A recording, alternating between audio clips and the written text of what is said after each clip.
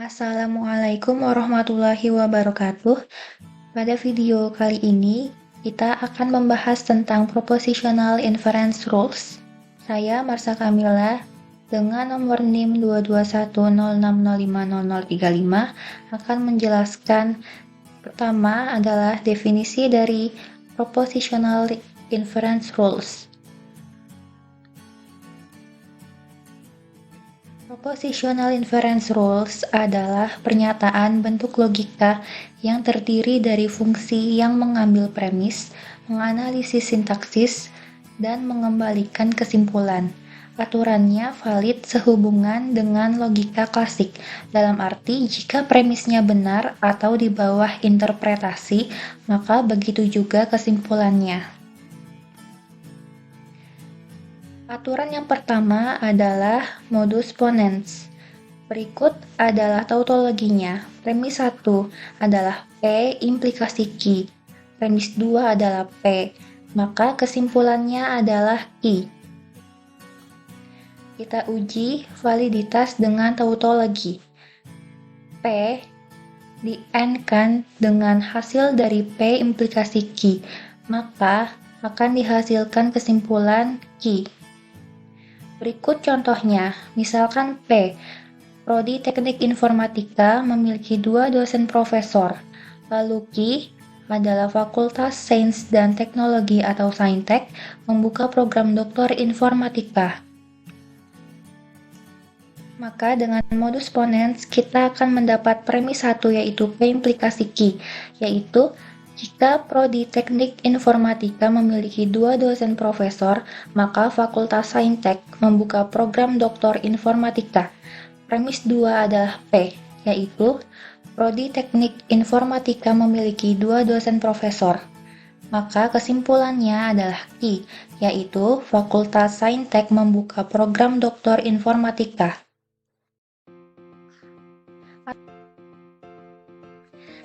Aturan yang kedua adalah modus tollens.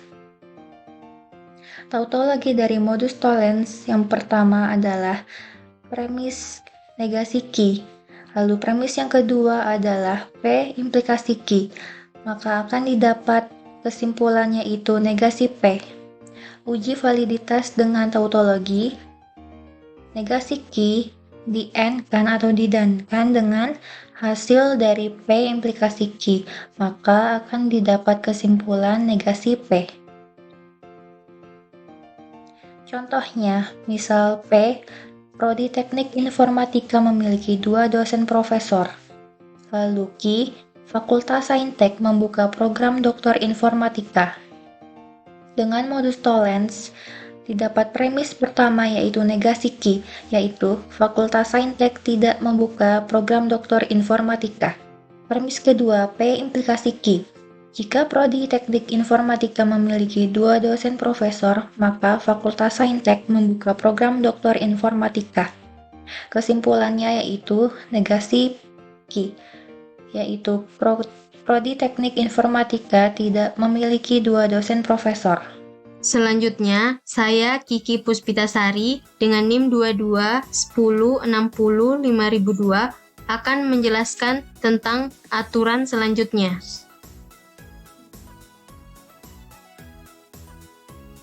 Untuk aturan yang ketiga, yaitu hypothetical syllogism.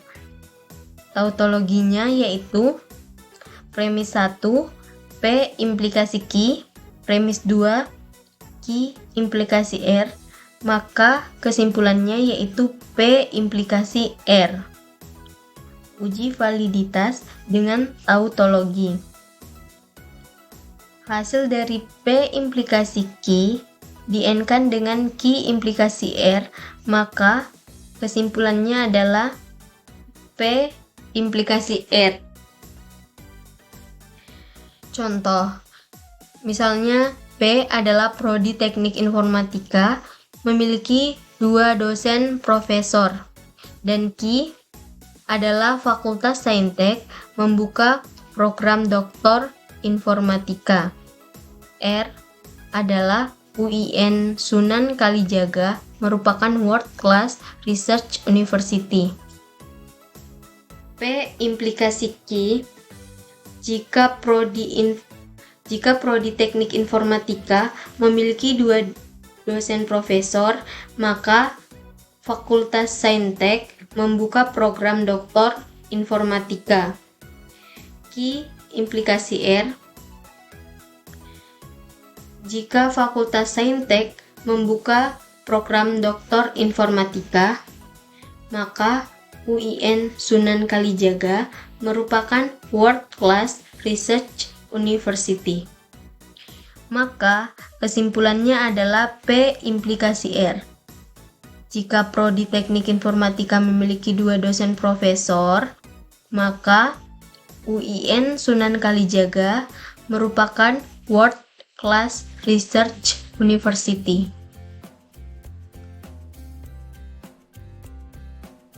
Aturan yang keempat yaitu disjunctive syllogism. Nah, tautologinya premis 1 P or Q, premis 2 negasi P, maka kesimpulannya adalah Q. Uji validitas dengan tautologi.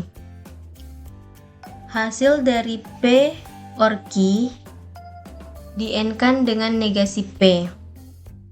Maka kesimpulannya adalah Q. Contoh. P adalah teknik informatika memiliki 2 dosen profesor dan Q adalah Fakultas Saintek membuka program doktor informatika. P or Q. Prodi Teknik Informatika memiliki 2 dosen profesor atau Fakultas Saintek membuka program doktor informatika. Negasi Q.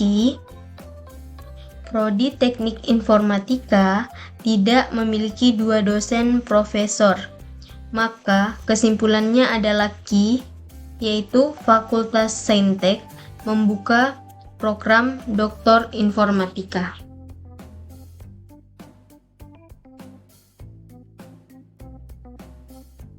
Aturan yang kelima yaitu addition. Tautologinya yaitu premis 1 P, maka kesimpulannya yaitu P or Q. Uji validitas dengan tautologi.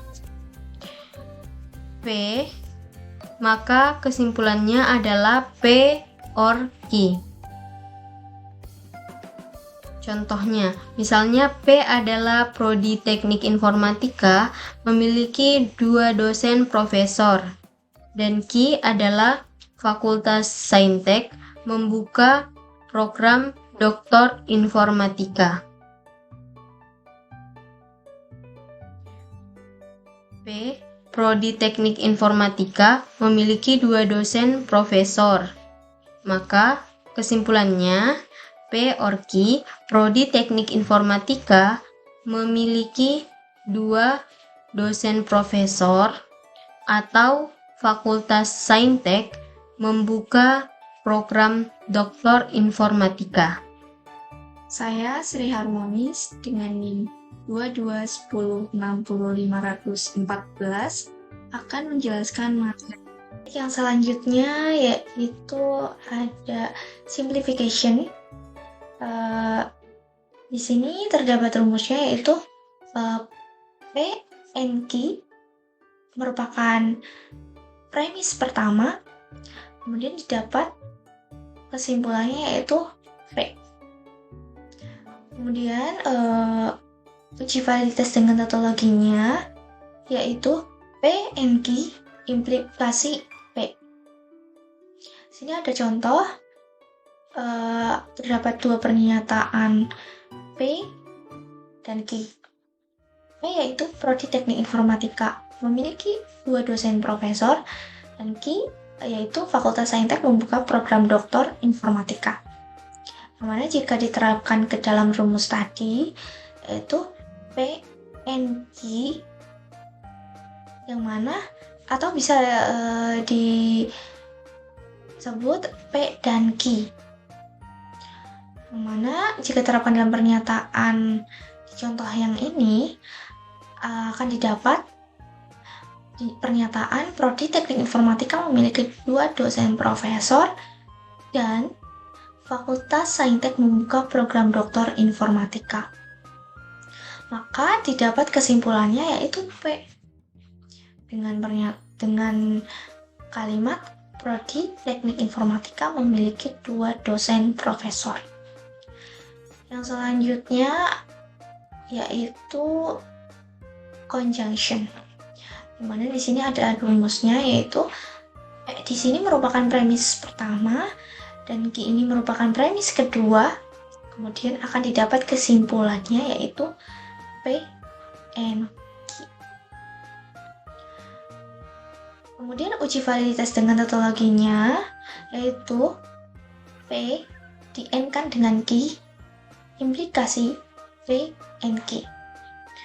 Di sini ada contoh 2 pernyataan seperti tadi yaitu P merupakan Prodi Teknik Informatika memiliki 2 dosen profesor dan Q Fakultas Saintek membuka program doktor informatika. Jika diterapkan dalam rumus yang tadi, maka P yaitu Prodi Teknik Informatika memiliki 2 dosen profesor merupakan premis pertama dan Q Fakultas Saintek membuka program doktor informatika ini merupakan premis kedua, maka akan didapat kesimpulan dari 2 premis ini yaitu P and Q, yang mana kalimatnya akan menjadi Prodi Teknik Informatika memiliki 2 dosen profesor dan Fakultas Saintek membuka program doktor informatika. Selanjutnya ada resolution. Di sini terdapat rumus. Premis pertama yaitu P or Q. Kemudian premis kedua yaitu negasi P or R. Kemudian akan didapat kesimpulan dari 2 premis ini yaitu Q or R. Atau kita bisa untuk mendapatkan kesimpulan ini yaitu dengan menghilangkan atau mencoret huruf yang sama yaitu P, akan didapat Q or R. Uji validitas dengan tautologinya. P or Q di-N-kan dengan negasi P or R, kemudian implikasi Q or R. Contoh, di sini ada 3 pernyataan, yaitu P, Prodi Teknik Informatika memiliki 2 dosen profesor, Q, Fakultas Saintek membuka program doktor informatika, R, UIN Sunan Kalijaga merupakan World Class Research University. Kemudian jika dimasukkan ke dalam rumus yang tadi, P or Q merupakan premis pertama yaitu Prodi Teknik Informatika memiliki 2 dosen profesor atau Fakultas Saintek membuka program doktor informatika. Kemudian premis kedua yaitu negasi P or R atau negasi P atau R. Or ini bisa diartikan sebagai atau. Yaitu kalimatnya Prodi Teknik Informatika tidak. Karena di sini negasi, maka kita tambahkan kata tidak. Jadi, Prodi Teknik Informatika tidak memiliki 2 dosen profesor atau UIN Sunan Kalijaga merupakan World Class Research University. Maka dari 2 premis tadi akan didapat kesimpulan yaitu Q or R. Atau kalimatnya yaitu Fakultas Saintek membuka program doktor informatika atau UIN Sunan Kalijaga merupakan World Class Research University. Oke, kita masuk ke latihan soalnya. Di sini terdapat 3 pernyataan P, Q, R. Yang mana P adalah dia mencintai saya, Q, saya bahagia, R, saya awet muda. Dari 3 pernyataan di sini kita terapkan menggunakan 8 aturan inferensi yang tadi. Itu yang pertama ada modus ponens. Sesuai dengan pembahasan yang tadi, untuk modus ponens yaitu premis pertama P implikasi Q, kemudian premis kedua yaitu P, dan akan didapat kesimpulannya yaitu Q. Kita lihat dari pernyataan yang di sini. Premis pertama P implikasi I. Implikasi itu bisa kita terapkan jika maka. Maka di sini P-nya pernyataannya adalah dia mencintai saya, maka akan diterapkan yaitu jika dia mencintai saya. Ini adalah P implikasi, berarti maka I saya bahagia. Saya bahagia. Nah, jadi P implikasi Q itu didapat kalimatnya yaitu jika dia mencintai saya, maka saya akan bahagia. Kemudian premis kedua yaitu P. Di sini dia mencintai saya. Maka ditulis di sini juga dia mencintai saya. Kemudian didapat kesimpulannya yaitu I atau kita lihat saya bahagia. Itu kesimpulannya Q, saya akan bahagia. Oke, untuk pembahasan yang kedua yaitu menggunakan modus tollens. Premis pertama yaitu negasi Q.